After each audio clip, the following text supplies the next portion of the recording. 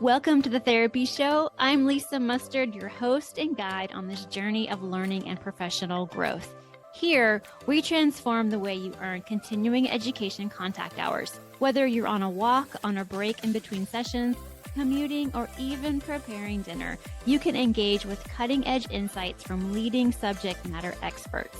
Each episode features conversations with seasoned professionals who share effective techniques and tools tailored for busy therapists like you. Our goal is to enrich your practice and fit seamlessly into your active life, ensuring you stay informed and inspired without the hassle of traditional methods. You can say goodbye to sitting in front of a computer screen watching hours and hours of recorded trainings. Instead, we make continuing education as easy and accessible as your favorite podcast. So make sure to visit the website, lisamustard.com, to sign up for our continuing education membership. It's a fantastic way to earn your credits while enjoying the podcast. Join us on the Therapy Show, where your professional development continues wherever you are. Are you tired of sitting in front of the computer to watch hours and hours and hours of recorded trainings so you can get your continuing education requirements fulfilled? Look, I was, and I decided to do something about it. I have created convenient on-the-go learning that's completely audio-based. I call them pod courses. Well, what's a pod course? Think of it as a hybrid between a captivating podcast and a self-study course tailored for you, my perpetually busy counselor friend. In my pod courses, you can explore subjects like addiction issues, ethics and values in counseling, holistic approaches, and much more, all while you're on the move. Whether you're commuting, jogging, relaxing at home, whatever, pod courses blend your favorite podcasts with enriching self-study courses, perfect for those always on the go. How it works. So tune in anywhere, anytime. Enjoy the pod courses on any device, wherever podcasts are available. Quiz yourself, solidify your understanding with a brief quiz after each pod course. Then, last but not least, certify your smarts. Achieve a score of at least 80% to receive a certificate of completion. If you're curious to learn more about my pod course offerings, head to the link lisamustard.com/pod courses, or just click the link in the show notes. Pod courses are brought to you with pride by Mustard Consulting LLC, your trusted NBCC ACEP provider. Welcome back to another episode of the Therapy Show. I'm your host, Lisa Mustard, and I'm thrilled to have this week's guest, Yerachmiel Stern, on the podcast. Welcome. It's so awesome to have you. Thank you. Thank you for having me. Yeah, you're welcome. So tell us a little bit about who you are, what you do, and how you help. Yeah, so I'm an LCSW licensed clinical social worker. I've been in the field for I've been with my company for about 17 plus years. I've been licensed I've been an LCSW since 2017. And I've done individual counseling for the bulk of that time. And I've been a director of outpatient mental health clinics. And most recently, throughout the past year, I've been promoted to the executive director, CEO of my current company organization. So Awesome. Yeah. That's been a little, yeah. Nice. And so what is the name of the organization that you run? Pesach Tikvah, Door of Hope. And that's actually the English translation. Pesach, Tikvah. Mm-hmm. Pesach is a door, Tikvah is hope, Door of Hope, mental health, services. And you serve, I want to say, primarily the Orthodox Jewish community in your area. Is that right?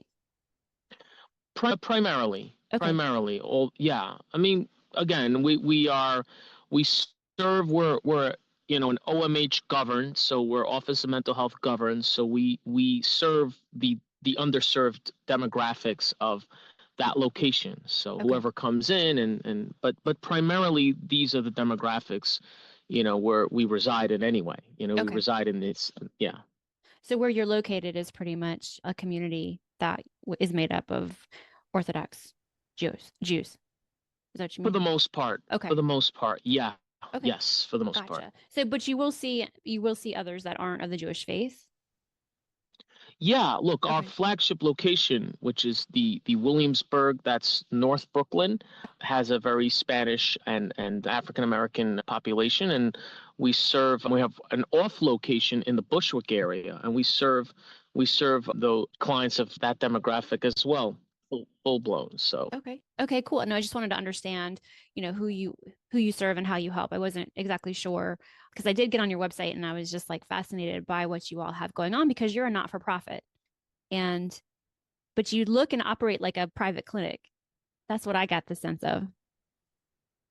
yes, that is right. Because mental health has gotten more, I felt it's gotten more posh and spa-like. It needs that kind of edge to it. Mhm. Even if you're, a non-for-profit and you're a public clinic, you need to have that sort of posh, serene, concierge. So we didn't just create that on our website. We created that in reality also in our locations and the hospitality of mental health today needs to be very upticked. And Mhm. that's basically those are the vibes you saw on the website. Yeah, well, I definitely got those vibes, and I imagine that the clinics themselves feel, I definitely got that spa vibe. I don't, you're right. Like you definitely get that vibe when you're on the website. I thought that was pretty neat, pretty cool.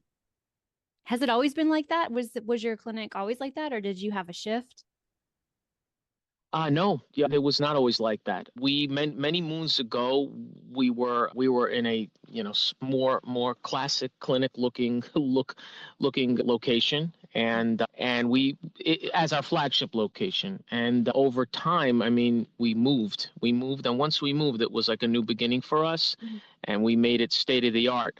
That was as far as the flagship location. As far as the outgrowth into different areas, we had started up much nicer, more posh clinics in the tri-state area even before our flagship moved. But so we had a building situation that we resolved many years ago, and that allowed us to move out of our original location, and that's where our flagship location now is state of the art. And but prior to that, our outgrowth was in places where the setting was already more to the standards of modern day mental health.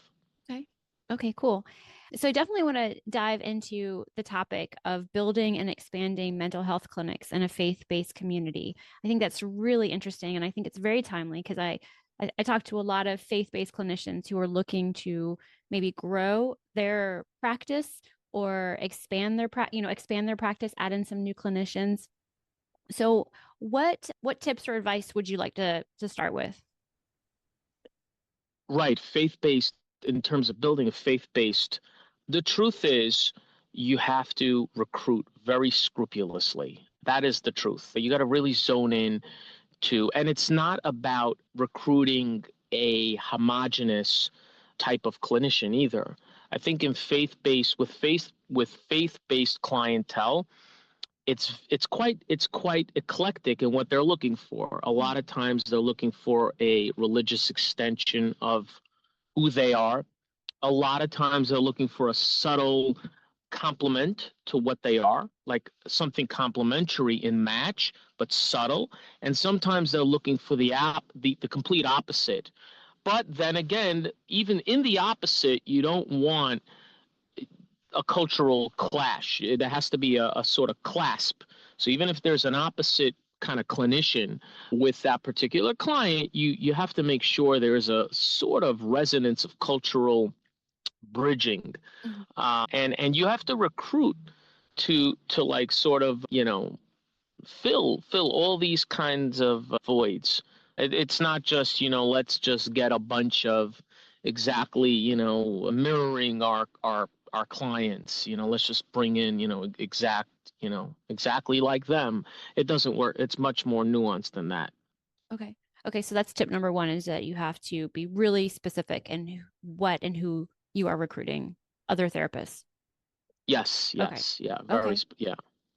Okay. I guess I'm thinking of an example of, you gave the different types of need that some clients are going to have. Like you said that they might want complete opposite. They might want to have somebody who mirrors them. And then they might want, what was the third one? They want someone, an extension of who they are, Okay.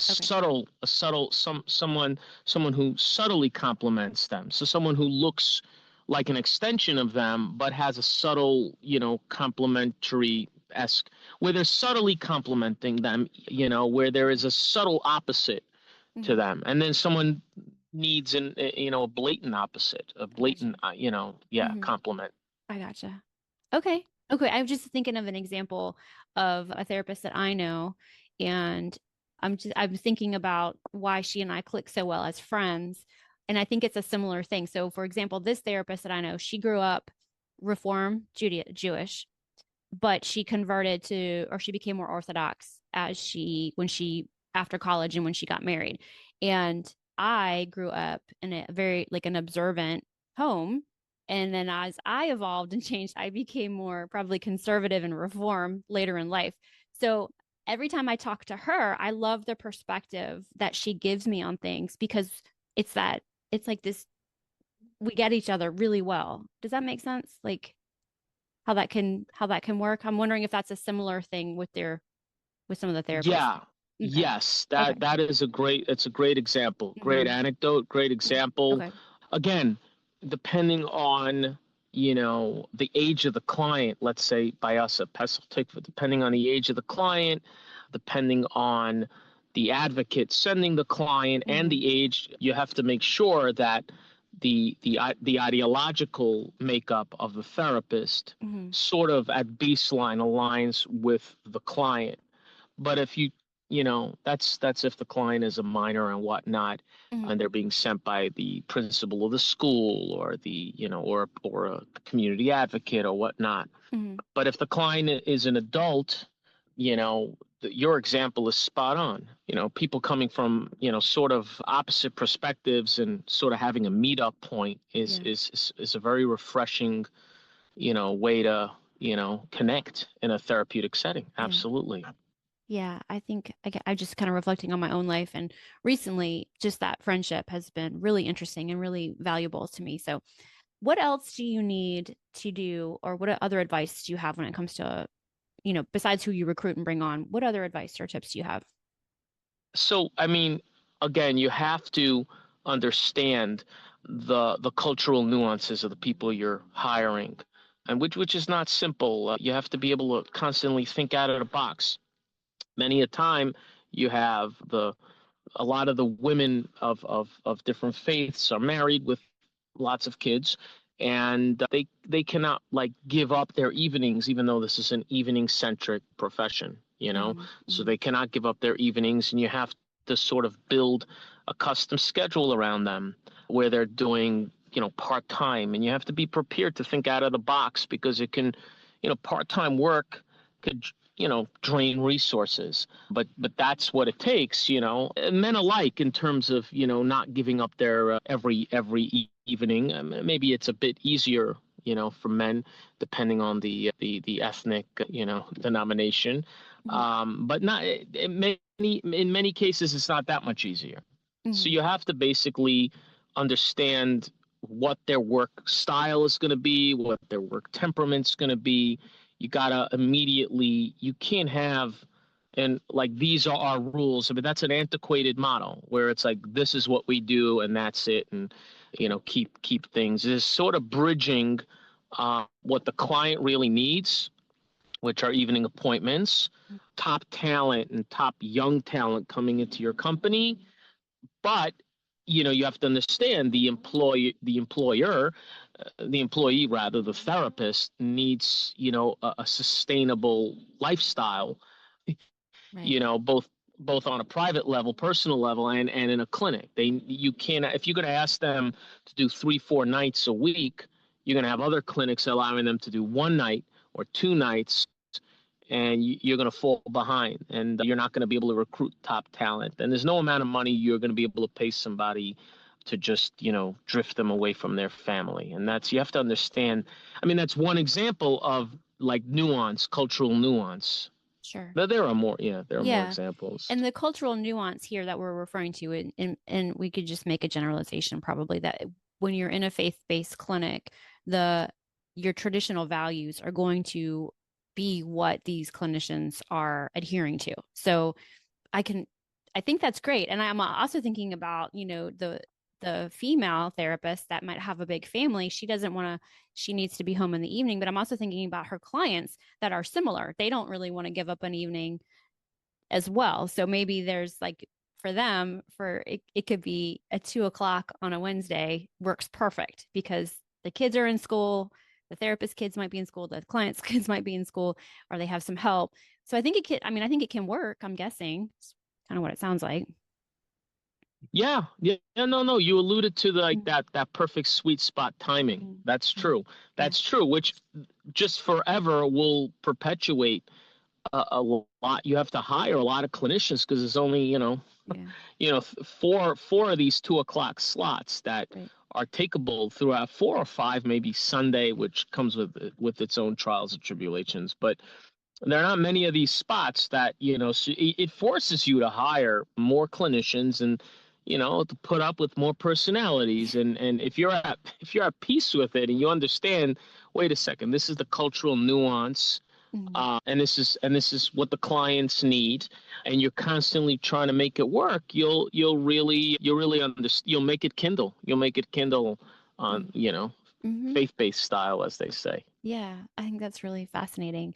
So it comes with, I didn't think about it like that. You only have 4 2 o'clock sessions if you only have, how many therapists you have in your office, and then how many rooms you have in your like office space as well. So it probably gets to be very like, what's the word I'm looking for? You're just kind of like musical Limiting. I chairs. mean, Yeah. yeah, Yeah. musical chairs. I mean, look, there are people Mhm. who finish work at 1 o'clock. They finish work at 3 o'clock. Their kids don't come home till 5. So there is that, between 1 and 7, where you'll get a variance of clients and you'll get a variance of clinicians working those hours, as long as it's not too expansive for the Right. clinician. And so you'll be able to draw a decent amount of numbers and reach a decent amount of clients Yeah. based on that. There's enough people that will, take, that window of slots. But that's really what you're dealing with. You're Mhm. not dealing with much more in terms of attracting large numbers of clients. Mhm. So Okay. So what else is important to consider? work habits, every culture has kind of different work habits, different upbringings, different sort of entitlements that they're expecting. And it's, you have to be able to just go with them. That's, there's, everybody comes with their thing. I think not only, cultures, but even generational.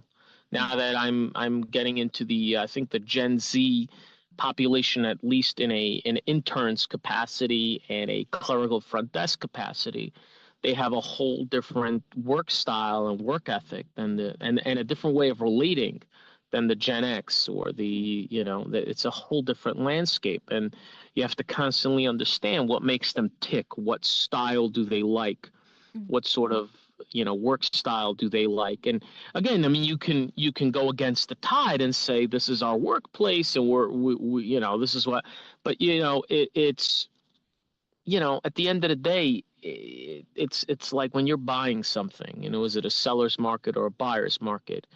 So here too, you know it's I have to view it, I have to create this image that it's a seller's market, that it's my market, it's the employer's market.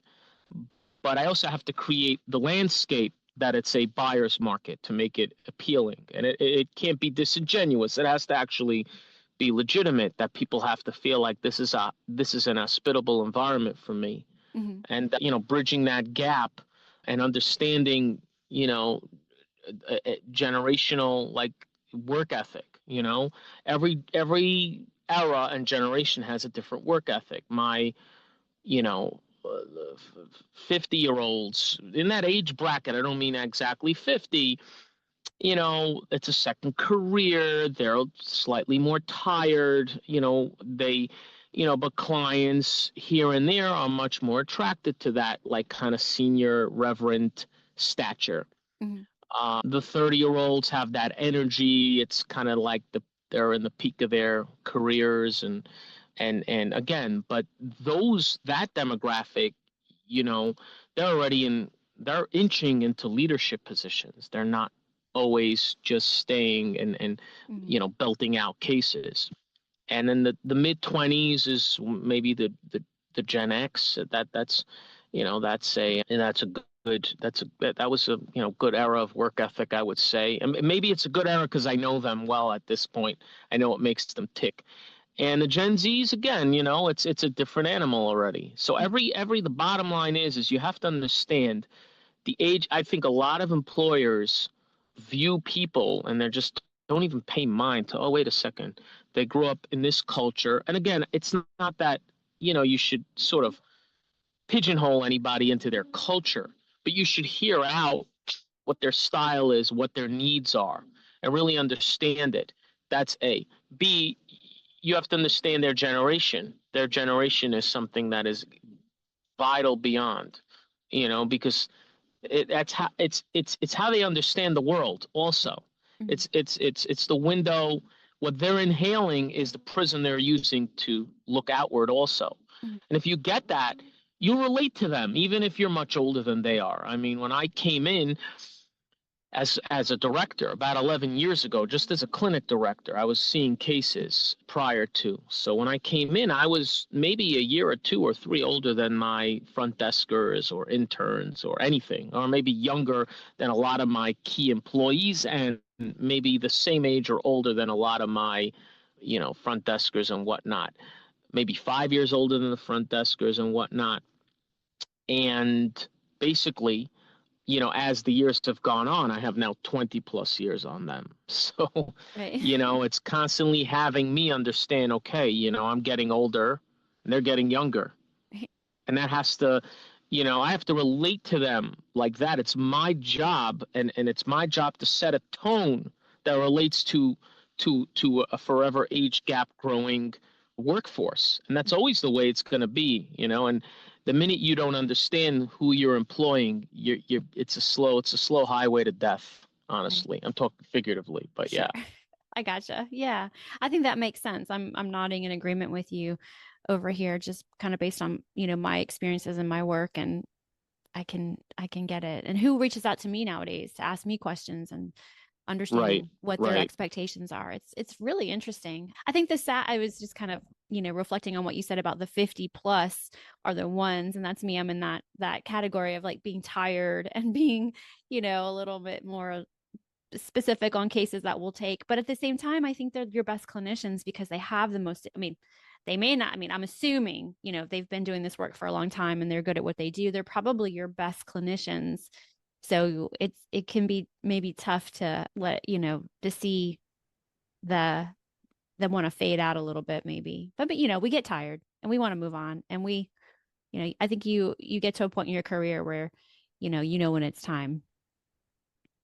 Yeah, look, I mean, they definitely bring the most status, and by and large, they are the best clinicians. Mm-hmm. And but then again, I mean, technologically, they're not. It's not that they're not adept. A lot of them are not even willing to be adept, and you have to know that going in. Right. You can fight the tide and say you must, Yeah. do this and you must do that. So all of a sudden, they're in a predicament of like, okay, I must, so I will do it until I find something better. Mm-hmm. So you have to know, what to acquiesce on and what to double down on. You can double down on things that that it's not going to be any better elsewhere.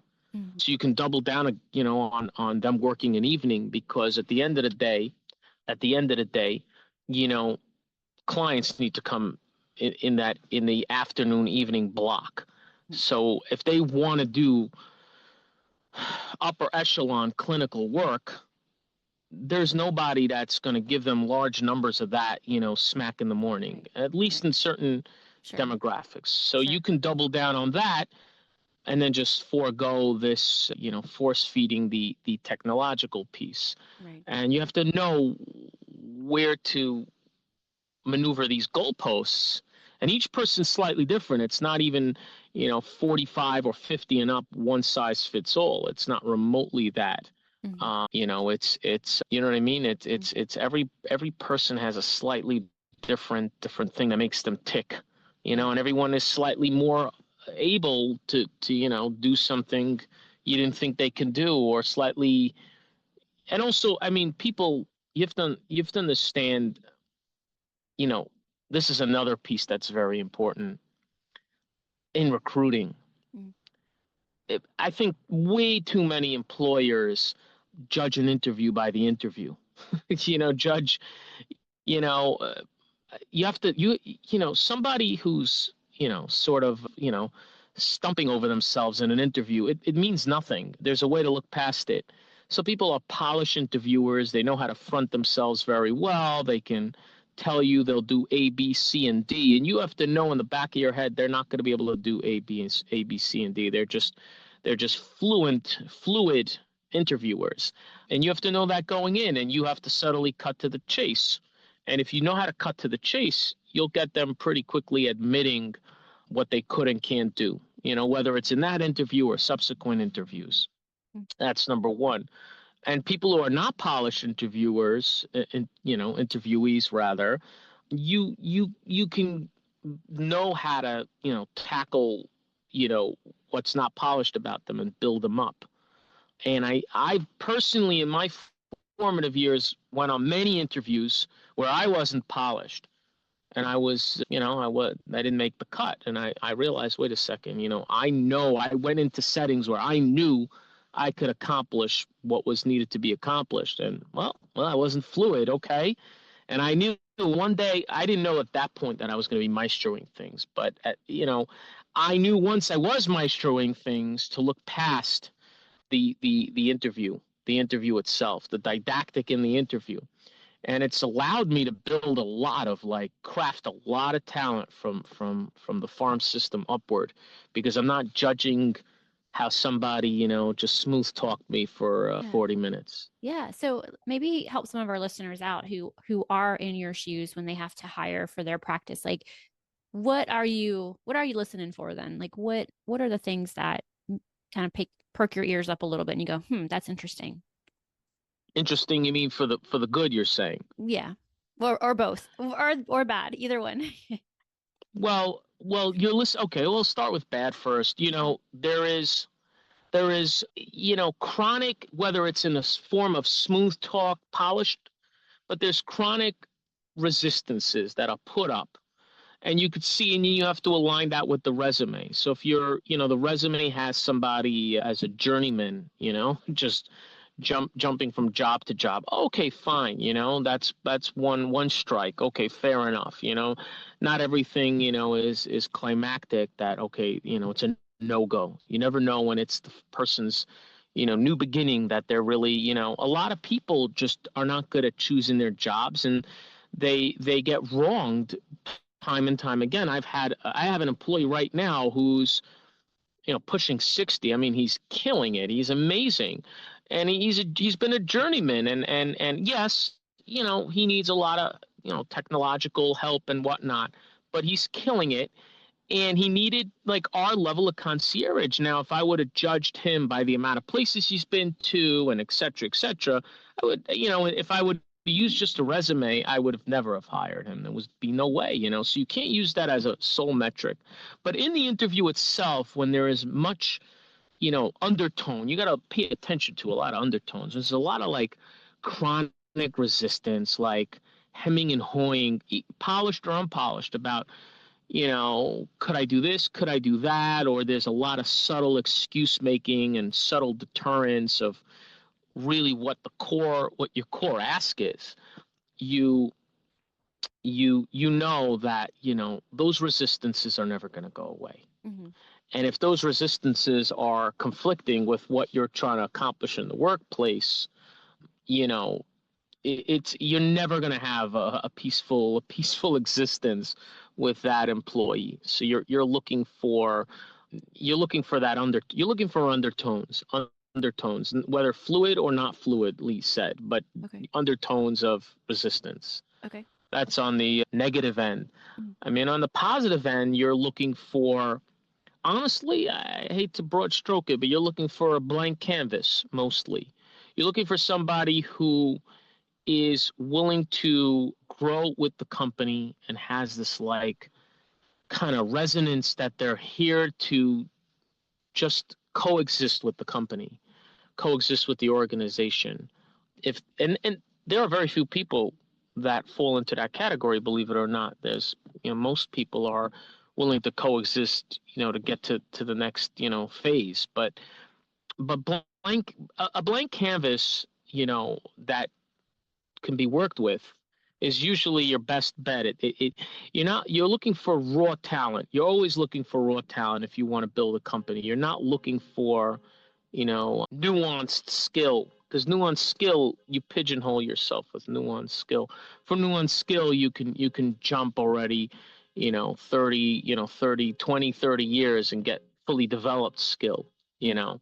So, I mean, not to say you're not looking for a 20-year-old with nuanced skill, depending on what, but for the most part, you're looking for, a blank canvas, somebody that could be cultivated from the ground up and Okay. built on your turf.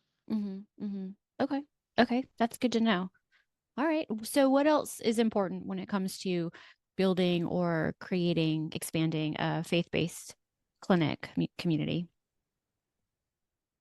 So you have to know where you're going and if there's homegrown talent in those areas, and what kind of homegrown talent there is, what the advocates in that area want. Sometimes they want, scraps of homegrown talent that doesn't exist.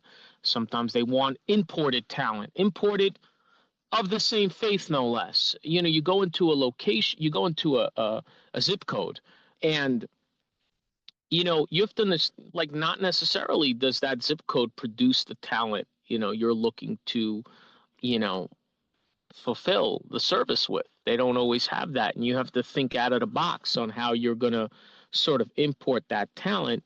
You may get one or two, three, but if you're trying to build a company, you have to have a plan of how you're getting that talent through the door, both from a grad school interns level to a senior level, the 50s and up sort of level.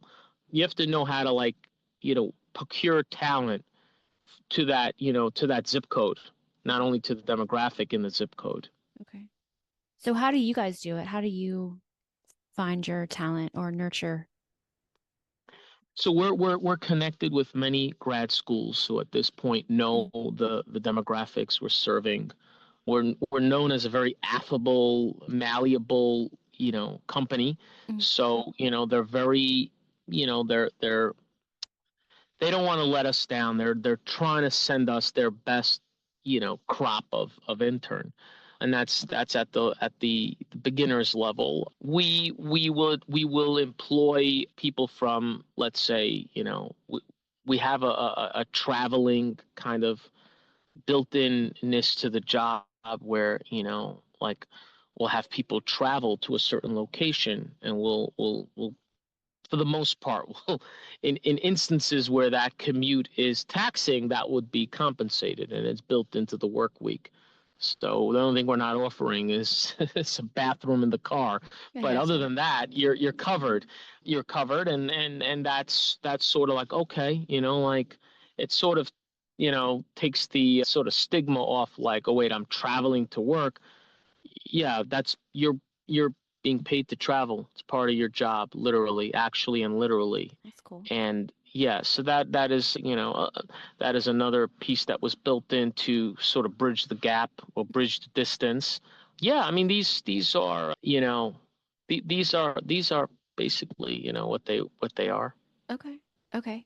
So that's really nice to know. That's really cool to hear. And you are in a metro area. So, I'm in the South. I'm in South Carolina. So it's very different down here in terms of travel to things, accessibility to things, what resources are available, different faiths that are here. I mean, it's so I just find this fascinating that you have built this incredible center with these, satellite offices around New York.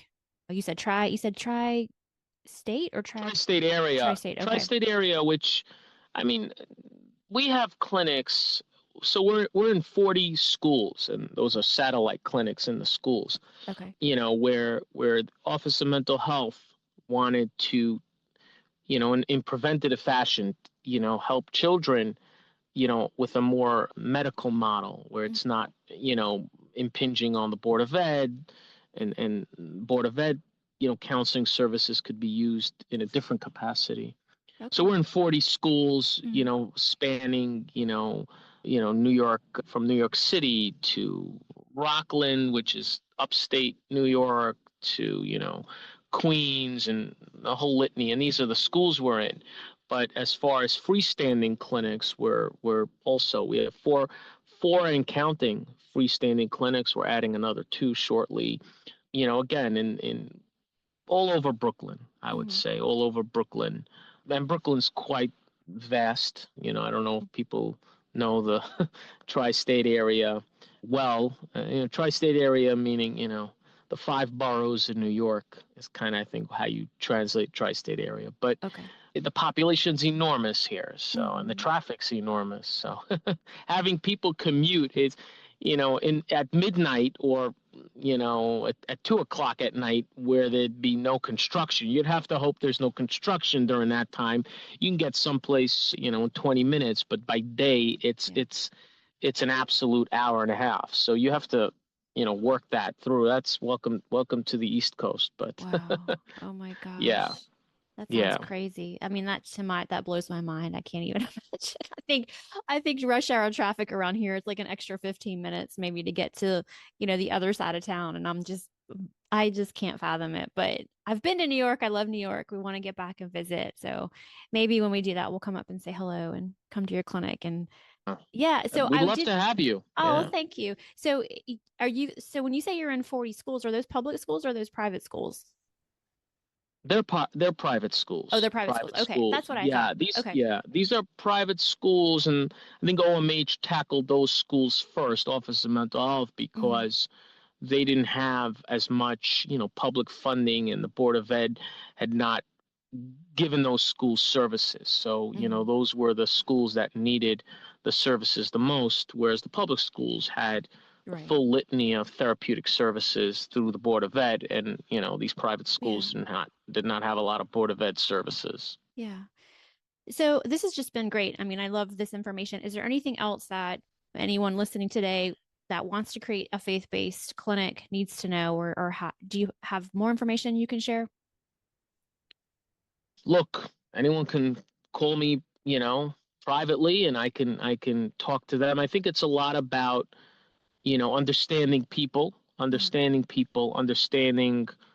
your employment. And, I think often, again, I'm repeating, but I'll say it again, when people are staffing, let's say, a front desk, they come in with like, I need someone who knows billing. I need somebody who knows this.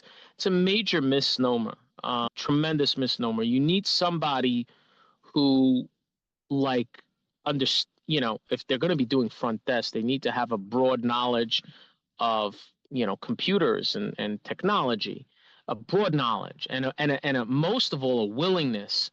That's it. I mean, from there, if you're going to build a company, you want to create these knowledge bases for your employees. You're not looking for, in certain instances, you may want to outsource things to a company. You may want somebody with a polished knowledge, because that's going to be a big piece of your company, and you want them to sort of build a department within a department. So there's not that conventional way of recruiting is not for naught. But for the most part, people get short-sighted on, like, I need some specialty thing, specialty person. If they get somebody who's polished in an interview, and the next thing you know, they're looking for other people and that person, and it doesn't work out and whatnot. When you build homegrown, the things, you put a lot of effort in it in the beginning, but things definitely run longer. That's the key piece. You put a lot of energy. You're front loading the contract emotionally. It's not money. I'm not talking about money now. You're emotionally front loading the contract with a lot of putting in your time and effort into people. Sometimes it doesn't work out, but when it does work out, it runs very long. People stay a long time. They grow with the company. the company becomes their identity. And as long as you keep the culture to their liking, which is its own discussion, you're good to go. You're good to go. You breed a lot of longevity. I guess that would be my takeaway message. Okay. All right. Well, Yerachmiel, thank you so much for coming on and sharing all of your wisdom and advice. I just find this to be fascinating. So if anybody is curious or would like to consult with him, we'll put all his contact information. And you're not just consulting with Jewish faith-based clinics. You consult with, I'm guessing, all faith-based, or any faith-based is good to go for you? Yeah, Okay. absolutely, Yeah. absolutely. And yeah, I've helped out many organizations build their behavioral health departments. So it didn't have to be specifically the primarily predominant Jewish population. Gotcha. It's from the Haitian population to the likes. Yeah. Okay. So a broad range of cultures and hmm faiths. Okay, awesome. Well, I think that's really cool. I think that's us. And I also think just as a business, that's a really cool niche to be in, in our field. And I do feel as though I see more and more therapists looking to niche down, and part of that niche being their faith, and more offering a faith-based clinic or therapist is just, I think, a wonderful thing. So thank you so much for being here. Yes, thank you for having me. This was a lot of fun. Yeah, awesome.